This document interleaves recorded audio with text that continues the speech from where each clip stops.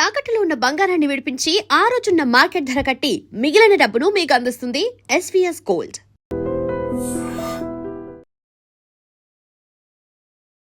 అంటే పొలిటికల్ లోకి వెళ్ళే ఆయన లైఫ్ పాడు చేసుకున్నట్టు మీ పర్సనల్ అది ఏమన్నా పొలిటికల్లో వెళ్ళి కాదు. అతనికి చిరంజీవి గారన్నా, పవర్ స్టార్ పవన్ కళ్యాణ్ గారన్నా చాలా అభిమానం, చాలా అంటే ప్రాణం. ఎవరు పవన్ కళ్యాణ్ గారు శివుడు ఫోటో వేయలే, శకలక్ శంకరు ఆన్ స్టేజ్ జబర్దస్త్ స్టేజ్లో వేసాడు. ఆయన మంచి ఆర్టిస్ట్, డ్రాయింగ్ వేస్తాడు, తర్వాత ఏమో మంచి స్టోరీ బోర్డ్ చేస్తాడు. అతని దగ్గర చాలా టాలెంట్ ఉన్నాయి, మల్టీ టాలెంట్. అవసరమైతే పాట కూడా పాడతాడు, డ్యాన్స్ అయితే ఎరగదీస్తాడు. బాగున్నాడు. మొన్ననే కలిశాను, అంత హ్యాపీ. అన్న మీరు అప్పుడప్పుడు పొలిటికల్ కన్వే అంటే లైక్ వాళ్ళందరికీ సపోర్ట్ చేయడానికి, లీడర్కి సపోర్ట్ చేయడానికి వెళ్తూ ఉంటారన్న? నేను జనసేనకు మాత్రమే సపోర్ట్ చేశాను. అది మా అనకాపల్లి ప్రస్తుత ఎమ్మెల్యే కొనతాల రామకృష్ణ గారికి సపోర్ట్ చేశాను. కొనతాల రామకృష్ణ గారి అల్లుడు గారు ఇప్పుడు జనసేన కన్వీనర్ అనుకుంటా, ఆయన రామకృష్ణ గారు, రామ్జీ అంటారు. వాళ్ళ బ్రదరే ఈ చిన్ని కృష్ణ. Okay okay. చిన్ని కృష్ణ వాళ్ళ అన్నయ్య కొనతాల రామకృష్ణ గారు అల్లుడు. Okay okay. ఒకప్పుడు రాజశేఖర రెడ్డి గారి దగ్గర ఎక్సైజ్ మినిస్టర్ అవన్నీ చేశాడు కొనతాల రామకృష్ణ గారు. ఆయనకి నేనేమన్నానంటే చిన్ని కృష్ణ గారికి, చిన్ని కృష్ణ గారు ఎవరు నన్ను అడగల, వచ్చి మీరు కూడా క్యాన్వాస్ చేయండి అందరూ వస్తున్నారని అని అడగల. నేనే చిన్ని గారు రామకృష్ణ గారు అంటే నాకు అభిమానం. ఎప్పుడు ఆయన కలవలేదు, కానీ ఆయన పుట్టినరోజుకి ఒకసారి ఎప్పుడో చిన్ని కృష్ణ గారు పిలిస్తే వెళ్ళి సెలబ్రేట్ చేసి వచ్చాం. నేనే హోల్ హార్టెడ్గా వచ్చి సపోర్ట్ చేస్తారంటే అప్పుడు ఒక 3 రోజులు, అప్పుడు 2 రోజులు, అప్పుడు అలా 7 రోజులు ఎంతో చేశాను. అంటే నార్మల్గా జబర్దస్త్ ఆర్టిస్టులు ఇలా వెళ్తూ ఉంటారు, డబ్బులు కూడా వెళ్తూ ఉంటారు సపోర్టింగ్కి అని నేను విన్నది ఉంది. అందుకు అలాగనే ఏమైనా వెళ్తూ ఉంటారా? అలాగే ఎందుకు వెళ్ళడం? నేనైతే ఆయనకే సపోర్ట్ చేశాను.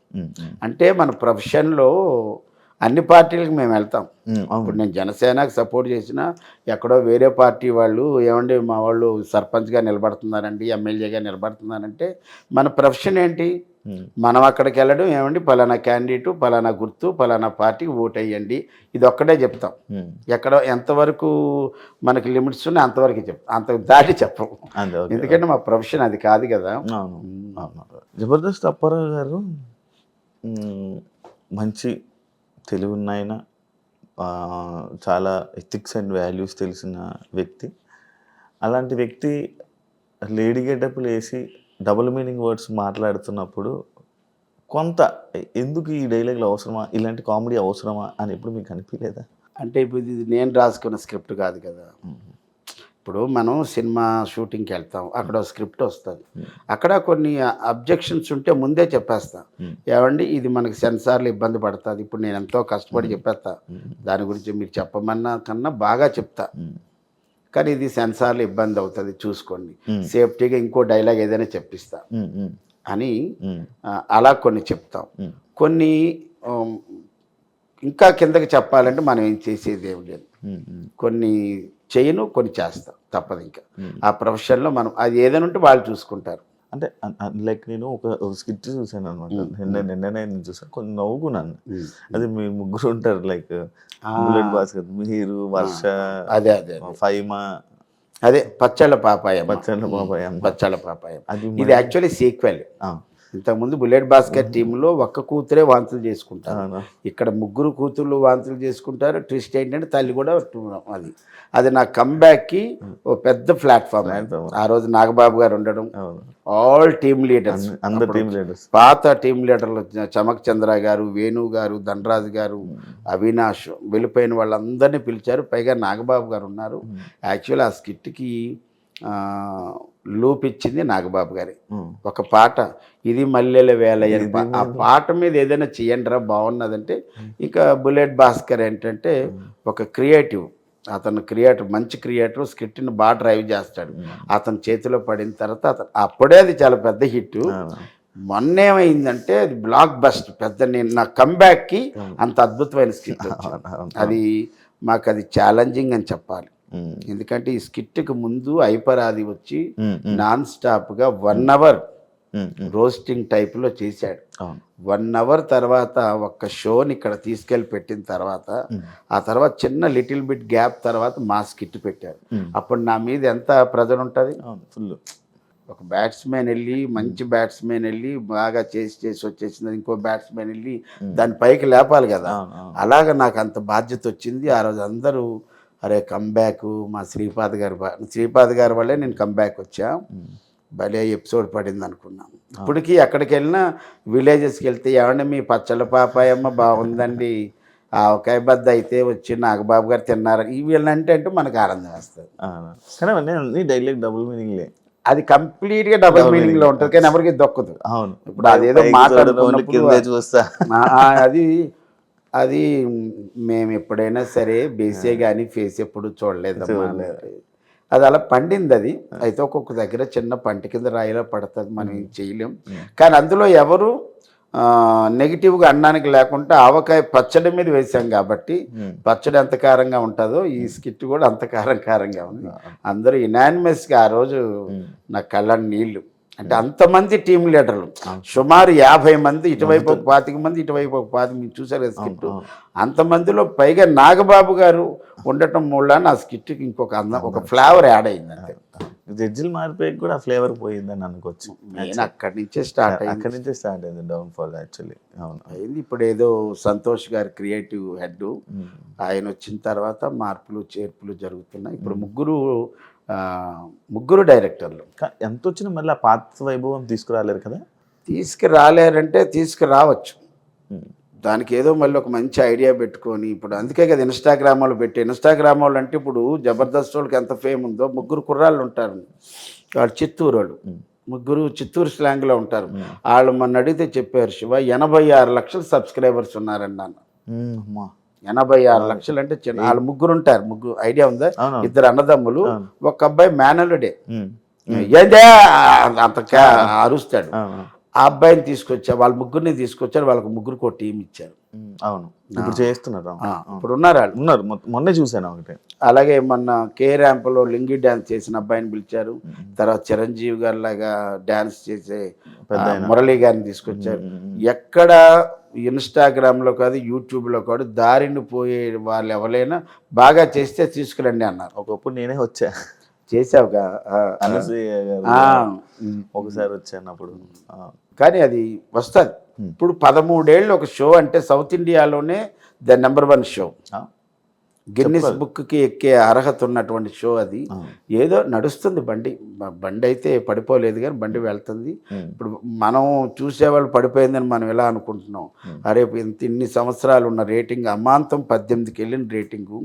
సీరియల్స్లో ఒక కార్తీక దీపం అంత రేటింగ్, అవి దీనికన్నా దీని బాబు అది కార్తీక దీపం అని ఇది. కానీ మొగల రేకులు, చక్రవాకం, దాని ముందు రుతురాగాలి, ఇవన్నీ కూడాను. ఇప్పుడున్న సోషల్ మీడియాలో చెప్పాలంటే ఈ కార్తీక దీపానికి ఎంత ఈ రేటింగ్ ఉందో అంత రేటింగ్ కన్నా ఎక్కువ ఉన్నది మా జబర్దస్త్ అన్న. నార్మల్గా మీకు ఏజ్కి రెస్పెక్ట్ ఇస్తారా, మీ టాలెంట్కి రెస్పెక్ట్ ఇస్తారా అన్న మీ టీం మెంబర్స్ అంతా? నాకు ఫస్ట్ టాలెంట్కే, తర్వాత నేను అందరితో కలిసి ఉంటా. అందరి దగ్గరికి వెళ్ళి వాళ్ళు వచ్చి మనల్ని పలకరించాలి, వీళ్ళు వచ్చి మనకు పలకరించాలి లేదు, అన్ని టీములకి వెళ్ళి గుడ్ లక్ అబ్బాయి బాగా చేయండి అంటాను. ఇంకా నేను చెప్పాలంటే మేము వెళ్ళినప్పుడు ధనరాజు గారు, వేణు గారు మా స్కిట్ ఎక్కేటప్పుడు వాళ్ళు వచ్చేసారు కిందకి స్కిట్ చేసుకొని. మేము వెళ్ళేటప్పుడు ఏంటి బాబాయ్ ఎలా ఉంటుందంటే చెప్పలేము, మిమ్మల్ని కొట్టవచ్చు అంటాం, 10కి 10 మార్కులు గ్యారెంటీ అని చెప్పేసేవాడిని. చెప్పెక్కేవాళ్ళం స్కిట్. ఏంటి బాబాయ్ అంత కాన్ఫిడెంట్గా చెప్తావంటే స్కిట్ మీద దమ్ అంతే. అలాగే చేసేవాళ్ళం. నేను ప్రతి స్కిట్ శివ కొత్తగానే ఉంటుంది నాది. అంటే బోళ్ళు కొన్ని 100 స్కిట్లు చేసేసాం, ఆ రిలాక్సేషన్ ఉండదు. నా ప్రాక్టీస్ అంతా కూడా నేనేమంటాను, ధనరాజు గారి దగ్గర మొన్నటిదాకా ధనరాజు గారి దగ్గర ఒక 4-5 షెడ్యూల్ చేసినప్పుడు ఆయన ఏంటంటే రేపు ప్రాక్టీస్ అంటే ముందు రోజు పీడిఎఫ్లో స్క్రిప్ట్ పంపించేసేవాడు. నేను తెల్లవారికి వెళ్ళేటప్పుడు ప్రాక్టీసు గంటలో మొత్తం అంతా అవగొట్టేసేవాళ్ళు. అంత బౌండెడ్ స్క్రిప్ట్తో వచ్చేవాడు. నేను మళ్ళీ దాన్ని రికార్డింగ్లో పెట్టుకొని నేను వినడం, దీన్ని ఎంత గొప్పగా చేస్తే బాగుంటుంది, ఎన్ని మార్పులు చేస్తే బాగుంటుందని చిన్న మార్పులు ఏమంటే అబ్బాయి ఇలా చేస్తాను, అబ్బాయి ఇలా చేస్తాడు, ఓకే బాబాయ్ నీ ఇష్టం. సూపర్. నేను ఎప్పుడు ఇన్ని 100 స్కిట్లు చేసేసాను, ఏనాడు రిలాక్స్ అవ్వలేదు. రిలాక్స్ అవ్వలేదు, రిలాక్స్ అవ్వను కూడా. మనం చేసినంతకాలం అంతే ఉండాలి. అన్న ఈ ఐబ్రోస్ ఏం తీసారా అన్న? ఇవి ఐబ్రోస్ ఉన్నాయా? ఉన్నాయి. నాకు ఐబ్రోస్ ఏమి ఉండదు. ఇప్పుడు ఇది మామూలు మన ప్రోగ్రామ్కి వెళ్ళినప్పుడు ఐబ్రోస్ కనబడవు నాకు పెద్దగా. అవును. అందుకు చిన్న హైలైట్ పెడతా అంతే. అంతేనా? అదే చూస్తున్నాను మొత్తం సేవ్ చేసుకొని క్లీన్ సేవ్ చేసుకొని. ఇప్పుడు గడ్డం పెంచాలని ఉందన్న నీకు? కరోనా పెంచనిచ్చింది. కరోనా వల్లే నేను ఫస్ట్ లాక్డౌన్లో ఇంట్లో నుంచి ఎక్కడికి కదలలేదు కదా, 3 నెలలు. అప్పుడు గడ్డం వచ్చింది. చూడలే కదా ఎవరు చూడలేదు, కానీ ఒక వీడియో చేశాను. ఇది ఒక మందు మీద దండకం పాడి. తర్వాత మళ్ళీ సెకండ్ లాక్డౌన్లో పెరిగింది అంతే. 2 సార్లు. దీనికి ముందు 1.5 year పెంచా, కేవలం ఒకే ఒక సినిమా కోసం. ఓకే. ఆ సినిమా పేరు ప్రాణం. డైరెక్టర్ మల్లి గారు, ప్రొడ్యూసర్ గారు ఏమో మాగంటి బాబు గారు, అల్లరి నరేష్, సదా. ఓకే. ఆ సినిమాకి వాళ్ళు మా గురువు గారు సత్యానందం గారి దగ్గరికి వైజాగ్ వచ్చి కొన్ని క్యారెక్టర్ కొంతమందిని పిలిచి, మీరు సినిమా స్టార్ట్ అవుతుంది, మీరు హీరో ఫ్రెండ్స్, అల్లరి నరేష్కి విలేజ్లో ఫ్రెండ్స్ కాబట్టి మీరు అసలు గెడ్డం కానీ ఎయిర్ కానీ ముట్టుకోవద్దన్నారు. ఇదేదో అప్పుడు మనకి ఏమి లేవు. సరే మంచిదే కదా, ఒక క్యారెక్టర్ కోసం అతను అలా చెప్పినప్పుడు మనం వదిలేసాం. 1 year అయిన తర్వాత మళ్ళీ మా గురుగారు ఫోన్ చేసి, రెండు మన వాళ్ళు గడ్డలు మీసాలు పెంచుకొని ఉన్నారు, సినిమా ఎప్పుడు అని అడిగితే, ఉన్నది గురుగారు, ఉన్న సినిమా అయితే ఉంది అని చెప్పి తర్వాత 1.5 year తర్వాత ఏలూరు దగ్గర చేసాం. ఓకే. అదే నా జీవితంలో 3 సార్లు పెంచింది. 1 ప్రాణం సినిమాకి, 2 ఫస్ట్ లాక్డౌన్, 2 సెకండ్ లాక్డౌన్. తర్వాత నేను ఎవ్రీడే షేవింగ్. ఎవ్రీడే అస్సలు మన బయట ఎక్కడా కూడా. ఇప్పుడంటే నేను ఇంకా ఇవన్నీ ఉన్నాయి కాబట్టి, కానీ మనం రేపు ప్రోగ్రామ్కి వెళ్ళామంటే తెల్లవారికి మారిపోతుంది అంతే. నేను ఒకరోజు ఒక ఈవెంట్కి వెళ్ళాను, చూశాడు అతను మొత్తం అంతా ఎయిర్ వైట్ ఉంది బాగా. వెళ్ళాను, బ్యాగ్ లోపల పెట్టి, ఇదంతా 8 గంటలప్పుడు వెళ్ళాను. ఒక అరగంట గంట తర్వాత టిఫిన్లు అవి చేసి బయటికి వెళ్ళి సెలూన్కి వెళ్ళి మొత్తం అంతా చేసి కలర్ వేసుకొని వచ్చాను. సాయంత్రం చూశాడు, ఆ ఈవెంట్ ఆర్గనైజర్ కాదు, ఆ ఈవెంట్ ఇచ్చిన వాళ్ళు, కమిటీ వాళ్ళు, గారు ఉదయానికి సాయంత్రానికి తేడా అన్నారు. మరి స్టేజ్ ఎక్కినప్పుడు కొన్ని ఉంటాయి అన్నాను. అది చాలా మెచ్చుకున్నాడు. అది మనం అంటే నూతనంగా ఉండడమే ఆర్టిస్ట్ చేయాల్సింది, మార్కెట్లో ఉండాలి అంటే. అలా మీరు నార్మల్గా ఏ సినిమా పడితే ఆ సినిమా చేసేస్తారు, చిన్నదా పెద్దదా అవి ఏం ఆలోచించరు. ఒక క్యారెక్టర్ రాగానే ఒక సినిమా ఆఫర్ వచ్చింది, ఓకే అని ఎందుకు చెప్పేస్తారన్న? అంటే నాకు బ్రేక్ రాలేదు కదా శివ. నాకు ఒక బ్రేక్ వచ్చేసి మంచి సినిమాలు పడ్డాయి అనుకో, అప్పుడు నేను ఆలోచిస్తాను అన్ని సినిమాలు చేయకూడదు, కొన్ని సినిమాలు చేయాలి. నాకు బ్రేకే రాలేదు కదా, కానీ బ్రేక్ లేకుండా చేస్తున్నాను ఏదో ఒకటి. ఇప్పుడు మొన్న అలీ గారు జడ్జిగా, అలీ గారు నాకు తెలిసి ఫస్ట్ టైం జడ్జిగా చేశారంట. అందులో నేను ఒక లాయర్ క్యారెక్టర్ చేశాను. అందులో మా ఐపరాది, టేస్టీ తేజ, అవినాష్ వీళ్ళందరూ కాంబినేషన్లో నాకు వేషం పడింది, చేశా. మొన్న అనుకోకుండా మేము కొత్త వలసలో ఎక్కడో ఒక షూటింగ్లో ఉంటే 2 రోజులు పక్కనే జైపూర్ నుంచి ఒక కాల్ వచ్చింది. ఫనీ అని ఒక అబ్బాయి ఉంటాడు కదా, ఫన్ బకెట్లో ఫనీ, బ్లాక్ ఫనీ ఉంటాడు. అతను బాబాయ్ ఎక్కడున్నా ఉంటే, నేను ఇక్కడ విజయనగరం కొత్త వలసలో ఉన్నానంటే, మనకి జైపూర్లో ఒక సినిమా ఉంది, మరి ఈరోజు రాగలరా అని అడిగాడు. ఈరోజు రాగలరా అంటే ఎప్పుడు అన్నాను.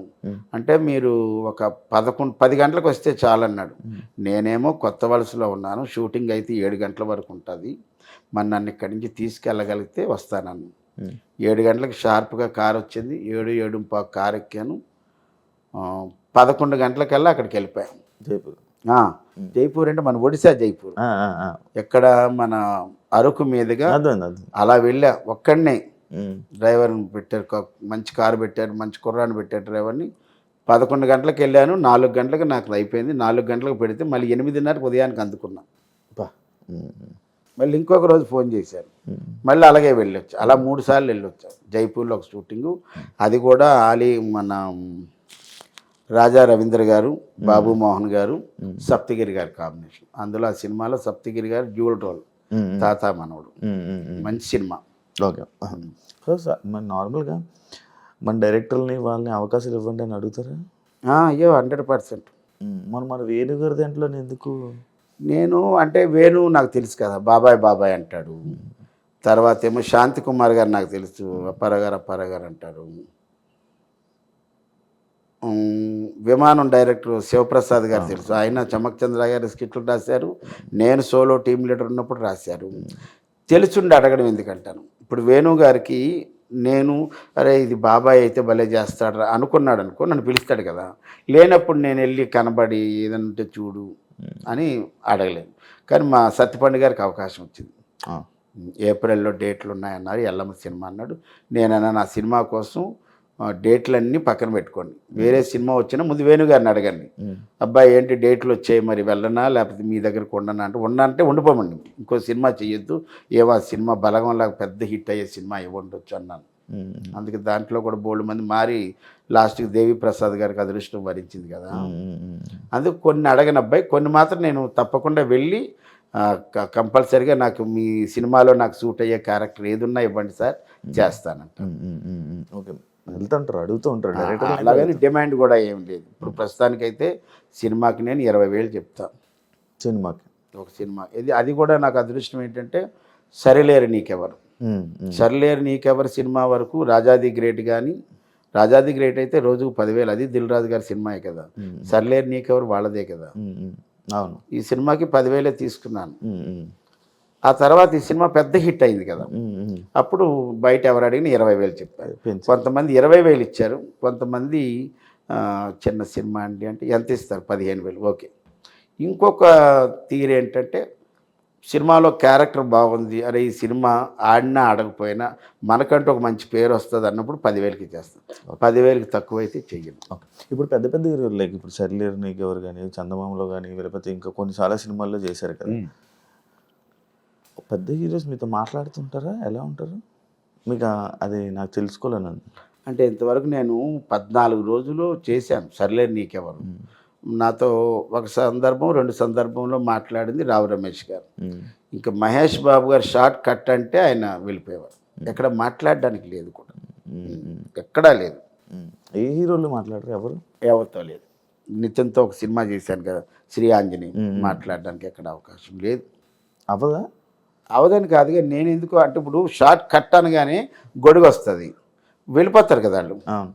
అంటే వాళ్ళు మీ దగ్గరికి వచ్చి మాట్లాడడం ఏం లేదు, అలా లేదు. అలాగైతే రామ్ చరణ్ గోవిందుడు అందరూ వాడేది ఒక పాటలో నా భుజం మీద చేసి కొద్దిసేపు మాట్లాడారు. ఈ లోపు సాంగ్ కాదు, ఏదో ఒక లీడ్ లాగా ఉంటుంది, కానీ ఆ సినిమాలో నేను లేను. కట్ చేయడం అంటే రామ్ చరణ్ గారి తాత క్యారెక్టర్ కదా ప్రకాష్ రాజ్ గారు. దీనికి ముందు ప్రకాష్ రాజ్ గారు కాదు ఆ character, Tamil actor, director, hero Raj Kiran గారు. ఆయన దగ్గర నేను ఒక ఫ్లాస్కో, ఒక మందులు, ట్యాబ్లెట్లు, బ్యాగ్ ఇవన్నీ పట్టుకునేవాడిని.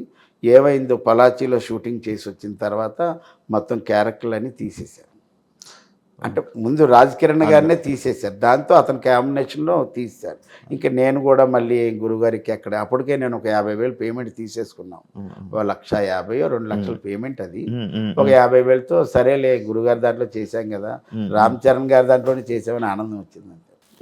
మామూలుగా ఈవెంట్స్కి వెళ్తుంటారు కదా, ఎంత వస్తుంది సార్, ఎంత ఇస్తారు ఈవెంట్లో? చెప్పాను కదా 15 అంతే, 15 ప్లస్ ట్రాన్స్పోర్ట్ ఇప్పుడు దాకా. కొన్ని ఈవెంట్లు 20,000 ఉంటాయి, కొన్ని బెంగళూరు ఈవెంట్లు 30 ఉంటాయి. అంటే మనకు బెంగళూరు అంటే ఒక డే వేస్ట్ అయిపోతుంది, అందుకోసం కొద్ది డబుల్ పేమెంట్ ఇవ్వండి సార్ అంటారు.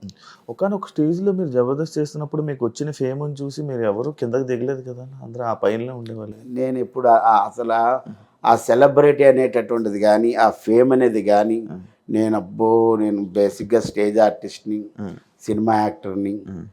మా గురువు గారు ఎంత తోపు, నేను ప్రభాస్ గారితో కలిసి ఇంప్రవైజేషన్ చేశాను, ఇంతమంది హీరోలతో కలిసి వర్క్ చేశానని ఆ ప్రౌడ్ నాకు ఎప్పుడూ లేదు, ఉండదు కూడా. ఓకే.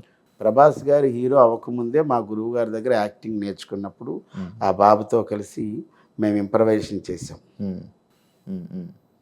తర్వాత చక్రం సినిమాకి 30 రోజుల పాటు వెళ్ళి మా గురువుగారు కోచింగ్ ఇస్తే మా గురువుగారికి అసిస్టెంట్లుగా వెళ్ళి వర్క్ చేసాం. ఆయన్ని ప్రభాస్ గారిని కలిసింది 3 సార్లే నేను. ఆయన హీరో అయిన తర్వాత బిళ్ళా టైంలో ఒకసారి కలిశాను, ఒకసారి రాధేశ్యామ్ వాళ్ళది ఏదో ట్రిమ్మింగ్ వర్క్ అవుతున్నప్పుడు వాళ్ళ బిల్డింగ్లోనే కావూరి హిల్స్లో డబ్బింగ్ కూడా చెప్తుంటే ఎవరో చెప్పారు అన్న, అక్కడ కో డైరెక్టర్ అనుకుమార్ రెడ్డి అని అప్పారావు గారు వచ్చారంటే హ్యాపీలో అన్నాను. లోపలికి వెళ్ళాను, ఎంతో గౌరవంగా నన్ను ఆయన అప్పటిదాకా సోఫాలో కూర్చొని లేచి నిలబడి కౌగిలించుకొని అప్పారావు గారు కూర్చోండి అని చెప్పి టీ కాఫీ రప్పించి ఎలా ఉన్నారు ఏంటి మీ ఇంట్లో వాళ్ళు ఎలా ఉన్నారు పిల్లలు ఎలా ఉన్నారు అన్నీ యోగక్షేమాలు అడిగారు. మా గురువు సత్యానందం గారికి ఎంత గౌరవిస్తారో అంత గౌరవం నాకు ఇస్తారు. ఏం నేర్చుకున్నారన్న మీరు ఇన్ని సంవత్సరాల ఇండస్ట్రీలో మీరు ఏం నేర్చుకున్నారు, ఏం తెలుసుకున్నారన్న? మనం ఏది ఎక్కువగా ఊహించుకోకూడదు, ఏది తక్కువగా ఊహించుకోకూడదు. నా జీవితంలో నేను ఎత్తుపల్లాలు చాలా చూశాను, కష్టాలైతే ఎక్కువ చూసేసాను. అందులో నుంచి కొద్దిగా జబర్దస్త్ ఫేమ్ వచ్చిన తర్వాత, జబర్దస్తే నాకు ఏదైనా సరే, సినిమా నాకు బ్రేక్ ఇవ్వలేదు, జబర్దస్త్ ఇచ్చింది, జబర్దస్త్ ద్వారా సినిమాలు వచ్చాయి. అంతే అంతే వచ్చాయి. ఆ ప్రౌడ్ ఎప్పుడూ నాకు లేదు. నేను కామన్ మ్యాన్ లాగా ఉంటాను, సామాన్యంగానే ఉంటాను. అంటే ఏం నేర్చుకున్నారని? నేర్చుకోవడం అంటే ఎలా ఉండాలి ఎలా ఉండకూడదు నేర్చుకున్నాను. ఎలా ఉంటే బాగుంటుంది, ఎలా ఉండకూడదు అంటే ఎలా ఉండాలి అంటే నీ పని ఏదో నువ్వు చేసుకొని వచ్చేయాలి. నువ్వే పని మీద వెళ్ళావు ఆ పని చేసుకొని వచ్చాడు అంతే. లేని పని దాంట్లో నువ్వు వేలు పెట్టుకో. అనవసరమైన విషయాల్లో నువ్వు వేలు పెట్టావనుకో వేలు కట్ అయిపోద్ది. అది అందులోనే ఉన్నాయి కదా, రెండో ఉన్నాయి కదా. ఇప్పుడు నేను షూటింగ్కి వెళ్ళాను, నా పని ఏదో నేను చేస్తాను, ఎంతవరకు ఉండాలో అంతవరకు ఉంటాను. షూటింగ్ అయిపోయింది, నేను ముందే అడుగుతాను ఏమండి షూటింగ్ టైమింగ్స్ చెప్పండి సార్, 6 to 6 6 to 9 అంటే ఆ టైం వరకే ఉంటాను, ఆ టైం తర్వాత నేను ఉండను, క్లియర్గా చెప్పేస్తాను. ముందే చెప్పేస్తాను. నార్మల్ కష్టాలు ఎక్కువ చూశాను అంటున్నారు, ఎలాంటి కష్టాలు చూశారన్న మీకు? ఎందుకన్నా కష్టాలంటే నేను 1980 to 2000 వరకు ఉద్యోగం చేశాను. ఏ జాబు? నేను ఒక ఆటోమొబైల్ షాప్లో పనిచేశాను 5 ఏళ్ళు. 1980లో నా జీతం 90 రూపాయలు. 85కి వచ్చేటప్పటికి 200 అయింది. 85లో ఒక ఆటోమొబైల్ కంపెనీ, ఆ కంపెనీ నుంచి మా షాప్కి బోల్ట్లు నట్లు కొనడానికి ఒక ఆయన వచ్చాడు, పెద్ద ఆయన, తరిగొప్పల శ్రీనివాసరావు గారని. ఆయన ఆ కంపెనీలో సీనియర్ క్లర్క్. ఆయన అన్నాడు మా కంపెనీలో జాబ్ చేస్తావా, 350 ఇస్తారన్నాడు. అప్పుడు ఈ ఓనర్ని అడిగాను, సార్ 5 ఏళ్ళు చేశానుగా, ఇప్పటికి 200 అయింది, 85వ సంవత్సరం, 5 ఏళ్ళకి మీరు 250 ఇవ్వండి, ఇంకా అక్కడికి వెళ్ళి మళ్ళీ కొత్తగా ఉంటుంది అంటే. ఆయన వారం రోజుల తర్వాత లేదంటే ఇంకా ఆయనకి చెప్పాను, సార్ మీ దగ్గరికి వస్తానని. వెంటనే జంప్ 350. అప్పుడు కూడా అక్కడ నేను ఆఫీస్ బాయ్. అప్పటికి నా మెట్రికులేషన్ అయిపోయింది. 85 నుంచి 91 వరకు 90 వరకు బాయ్గానే చేశాను. 91లో నాకు జూనియర్ క్లర్క్ ఇచ్చారు. ఆ తర్వాత సంవత్సరమే సీనియర్ క్లర్క్ ఇచ్చారు. అప్పుడు నా వరకు బయటికి వెళ్ళడం. 2000 సంవత్సరంలో నేను మానేసేటప్పటికి ఆ 350 నుంచి 2775 అక్కడతో మానేశాను. అప్పుడు మాకు సొంత ఇల్లు ఉండేది, హ్యాపీ. ఇంకా అడుగుదాం అనుకున్నాను రెంట్ ఎంత అని. రెంట్ లేదు, సొంత ఇల్లు. మా నాన్న ఆ విషయంలో మాత్రం. అప్పట్లో 250 ఉన్నప్పుడు రెంట్ ఎంత ఉండేది నార్మల్ మీకు తెలిసింది? 2775 నా శాలరీ. మీ శాలరీ కాదు, అంటే మీకు 250 వచ్చేది కదా జీతం, అప్పుడు శాలరీ 2700 శాలరీ వచ్చేది కదా. అప్పుడు రెంట్ ఎంత ఉండేది ఇల్లు రెంట్లు? అప్పుడు అంతా కలిపి ఒక 500 300 ఆ రేంజ్లో ఇల్లు రెంట్లు ఆ రోజు. ఇలా ఉండొచ్చు కదా ఇప్పుడు. మేము ఫస్ట్ మాకు ఒక హోటల్ ఉండేది మా నాన్నగారికి. ఆ హోటల్ ఉన్నప్పుడు వేరే చోట, ఇప్పుడు ఏదైతే మా సొంత ఇల్లు ఉందో అక్కడ ఒక 5-6 అడుగులు ద్వారం, అలా 4 ఇల్లులు కడితే అప్పుడు ఆ ఇంటికి 25 రూపాయలు అద్ది.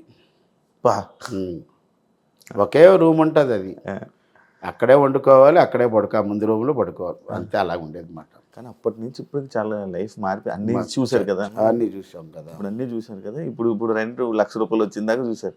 1,00,000 రూపాయలు 20 నుంచి స్టార్ట్ అయిపోయి జీతాలు. అక్కడ 2000లో నాకు ఈ సినిమా అవకాశం రావడం, దాని తర్వాత నేను మానేయటం, ఇంకా అక్కడి నుంచి ఇక్కడ రావడం. 2000 నుంచి 2013 దాకా ఇబ్బందులు పడ్డా. ఇబ్బందులు అంటే నెలకి 10,000 కూడా వచ్చేది కాదు. కాకపోతే నాకు ఆ టైంలో బొమ్మలాటి సారిక గారని ఒక లేడీ ఆర్టిస్టు, సీనియర్ ఆర్టిస్టు, ఆవిడ మా గురువు గారి దగ్గర సీనియర్ మోస్ట్ స్టేజ్ యాక్ట్రెస్. బొమ్మలాట అనే నాటకంలో బంగారక్క అనే క్యారెక్టర్, ఆ నాటకం పేరు ఆవిడ ఇంటి పేరు అయిపోయింది, బొమ్మలాట సారి. వాళ్ళు 5 ఏళ్ల పాటు వాళ్ళ దగ్గర నేనున్నా, ఒక్క రూపాయి ఇవ్వకుండా. వాళ్ళు నాకు సపోర్ట్గా, నేను వాళ్ళకి అండగా ఉన్నాను అంతే. ఓకే. మీకు లక్ ఏంటి? సపోర్టు అండ వాళ్ళే. వాళ్ళ దగ్గర ఉండడమే. మనం ఒక రూపాయి అద్దిచ్చేది లేదు మనం. ఓకే. వాళ్ళంటే ఇద్దరు అక్క చెల్లెలు కాబట్టి వాళ్ళు వైజాగ్, మేము వైజాగే. వైజాగ్. సారిక గారు అంటే సత్యానందం గారు టీంలో చాలా సీనియర్ మోస్ట్ యాక్టర్. ఇంకా చెప్పాలంటే 1991లో పవర్ స్టార్ పవన్ కళ్యాణ్ గారు, ప్రస్తుత డిప్యూటీ సీఎం పవన్ కళ్యాణ్ గారు యాక్టింగ్ నేర్చుకున్న తొలి రోజుల్లో మా గురువు గారి దగ్గర, ఇందాక నేను చెప్పాను ఇది ఇంప్రవైజేషన్స్ అవి చేసేవాళ్ళం ప్రభాస్ గారు వాళ్ళతో. అలాగ పవన్ కళ్యాణ్ గారితో ఆయన అక్కడ నేర్చుకున్నప్పుడు అప్పుడు మేము లేము, ఈ సారిక గారు వర్క్ చేశారు. మీకు లక్ ఏంటి అసలు నార్మల్గా? సక్సెస్కి లక్ ఏంటంటే నా ఓపిక. నేను ఓపిక పట్టా. నేను ఇంకా మీ వైఫ్ పేరు వాళ్ళ పేర్లు అని చెప్పి వాళ్ళ సపోర్ట్ లేకుండా ఏం లేదు కదా. ఇప్పుడు నేను 2000 సంవత్సరం వచ్చినప్పుడు నా చిన్న పిల్లలు వాళ్ళు. నాకు 90లో మ్యారేజ్ అయింది, 91లో బాబు, 92లో పాప. 2 పిల్లల్ని వదిలేసా, భార్యను వదిలేసి ఇక్కడికి వచ్చి ఉన్నా. వీళ్ళ ఇంట్లో ఉండి అలా చేసుకున్నాను. ఇంకా 2013 వరకు ₹1 తీసుకెళ్లేది లేదు ఇంటికి. అలాగే అక్కడేంటంటే మా ఆవిడ అంచెలంచెలుగా ఒక గృహిణిగా ఉండి టీచర్ అయ్యి, అదే స్కూల్కి వైస్ ప్రిన్సిపాల్ అయ్యి, ఈవినింగ్ ప్రైవేట్లు చెప్పుకొని ఉదయం స్కూల్లో టీచర్గా పనిచేసి, అప్పుడు నేను మా ఆవిడకి ఏం చెప్పానంటే, లక్ష్మి మనకు సొంత ఇల్లు ఉంది, అద్దె కట్టక్కల్లా, తినడానికి డబ్బులు కావాలి. ఇప్పుడు నువ్వు టీచర్గా ఉన్నావు, నీకు 4,000 వస్తుంది, ప్రైవేట్లు చెప్పుకుంటూ 2,000 వస్తుంది అనుకో, 6,000. నువ్వు ప్రస్తుతానికైతే ఇలా ఉండు, నాకు కొద్దిగా టైం ఇవ్వు, ఈ టైంలో అదృష్టం కలిసి వస్తే అక్కడ ఉంటాను, లేకపోతే ఇక్కడికి వస్తా. అలా టార్గెట్ ఇచ్చే 2013 డిసెంబర్ 31 దాకా ఉంటాను, 2014 జనవరి 1 ఇక్కడికి వస్తానన్నాను. అలాగే వెళ్ళినప్పుడు శకలక్ శంకర్ నుంచి కబూర్ రావడం, మళ్ళీ నేను జబర్దస్త్లో రావడం ఇంకా మీ అందరికీ తెలిసింది. అయ్యో మా ఆవిడ కానీ, మా అబ్బాయి కానీ, మా పాప కానీ, మా తల్లిదండ్రులు కానీ చాలా సపోర్ట్ ఇచ్చారు. ఇప్పుడు చిన్న పిల్లల్ని భార్యను వదిలేసి ఒక దగ్గర ఉండడం అంటే చిన్న విషయం కాదు కదా. సూపర్ అన్న, super. Thank you so much అన్న. జబర్దస్త్ నాకు అన్ని ఇచ్చింది అబ్బాయి. జబర్దస్త్ లైఫే ఇచ్చింది నాకు, ఇంకేం చెప్తాం. కానీ జబర్దస్త్ నుంచి వాళ్ళు ఎన్నన్నా, వాళ్ళు వెళ్ళిపోండి అన్నా, ఛాన్సులు తీసేసినా ఎవరు జబర్దస్త్ తిట్టాలని అనుకోరు కదా మీ ఆర్టిస్టులు. అన్నం పెట్టారు, ఇప్పుడు షో బాగోలేదని మేము బాధపడతాం కదా. అయ్యో ఇంత పెద్ద రేటింగ్ ఉన్న షో రేటింగ్ పడిపోయిందంటే మాకు బాధ అనిపిస్తుంది. మా ఇల్లు గొప్పగా బతికిన ఇల్లు ఒకసారి కూలిపోయిందంటే బాధ అనిపిస్తుంది కదా. అందుకోసం మేము కూడా బయటకు వచ్చేసినట్టు కొన్ని కారణాల వల్ల కొంతమంది బయటకు వచ్చారే తప్పించి ఎక్కువ మందిని అంటే వాళ్ళ పాయింట్ ఆఫ్ వ్యూలో వాళ్ళ బిజినెస్ కదా. ఇప్పుడు అన్ని లక్షల రూపాయలు పెట్టి ఒక ఎపిసోడ్ చేస్తారు, అది బయటికి వెళ్ళాలి కదా. అందువల్ల జబర్దస్త్ని తిట్టేటటువంటి పరిస్థితే లేదు ఎవరికి, అందరూ అన్నం పెట్టింది కాబట్టి మేము ఎప్పుడు దాన్ని పూజ్యభావంగానే చూస్తాం. ఓకే ఓకే అన్న, థ్యాంక్ యూ సో మచ్ అన్న, మంచిగా షేర్ చేసుకున్నందుకు. And wish you all the best అన్న. అండ్ ఇంకా ఇలాంటి సక్సెస్లు ఇంకా మీరు చాలా హ్యాపీగా మంచిగా ఉండాలి. ఎందుకంటే మీరు నవ్విస్తే నవ్విన వాళ్ళలో నేను ఒక ఆడియన్గా. Thank you so much. Thank you very much. I dream యూట్యూబ్లోనే ఒక పెద్ద సంచలనం. అలాగే యంగ్ అండ్ డైనమిక్ మా శివ ఇంటర్వ్యూలో 2వ సారి రావడం నా జీవితం అందరికీ తెలుసు. దయచేసి మీరు ఏ రంగంలోకి రావాలన్నా ఆ రంగంలో కాస్త కోస్త తెలుసుకొని రండి, విజయం మీదే. దానికి కారణం కూడా నేనే కాబట్టి జబర్దస్త్ మళ్ళీ పూర్వ వైభవం రావాలని, జబర్దస్త్ ఇంకా అందరినీ అలరించాలని. కామెడీ అనేది ప్రతి మనిషి జీవితంలో ఉంటుంది కాబట్టి అందరూ బయటకు ఎక్కడికి వెళ్ళినా సరే జబర్దస్త్ చూస్తుంటామండి. ఖాళీ ఉన్నప్పుడు టీవీలో చూడకపోయినా యూట్యూబ్లో చూస్తామండి. ఇది మాకు చాలా చాలా ఆనందం. ఇప్పుడు నేను ఈ భక్త చింతామణి నాటకంలో వ్యాసం చేసినా సరే, టు బి ఫ్రాంక్గా చెప్పాలని నేను ఒక వీడియో పెడితే నాటకానికి ఈ రోజుల్లో జనాలు ఉండటం లేదని అంటున్నారు. చాలా కొన్ని నాటకాలకి కొంత స్టార్ కాస్టింగ్ మాత్రమే జనాలు వస్తారు, కొంతమందికి రారు. బట్ నేను వెళ్ళిన నాటకానికి నా ఫస్ట్ సీన్కి విపరీతమైన క్రౌడ్ వస్తారు, అందులో ఎక్కువ మంది యూత్ వస్తారు. ఇది నాకు ఎంతో ఆనందాన్ని ఇచ్చి, నాకు నాటకాన్ని ఇచ్చే నాటక కాంట్రాక్టర్లకి, అలాగే నాతో సీనియర్ యాక్టర్లు నటిస్తున్న వాళ్ళకి, ఇంత జీవితాన్ని ఇచ్చిన మా జబర్దస్త్కి హృదయపూర్వక నమస్కారాలు. Thank you so much. When your face ఈ smile the victory will you behind. ఎవరి ముఖంలోనైతే చిరునవ్వు ఉంటుందో విజయం వారి వెనకాలే ఉంటుంది కాబట్టి కీప్ స్మైల్ ఆల్వేస్. ఇంగ్లీష్ బాగా మాట్లాడతారన్న. చూసారు కదా interview. Thank you so much. ఇంకో గెస్ట్తో మళ్ళీ కలుస్తాం, అంతవరకు.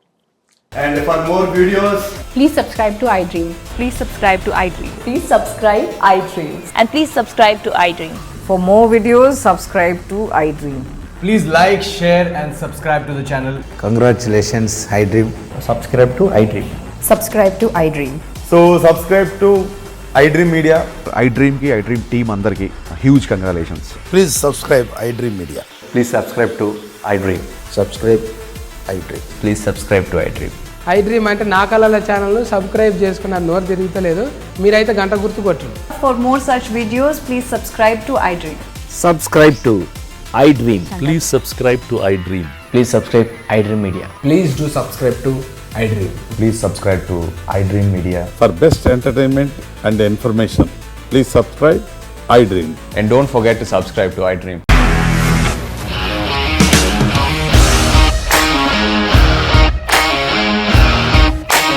ఇండస్ట్రీలో కమిట్మెంట్ ఇష్యూస్ వస్తే నీకు కూడా వచ్చినట్టు మార్నింగ్ తీసుకెళ్ళారంటే కొట్టి పడేస్తారు.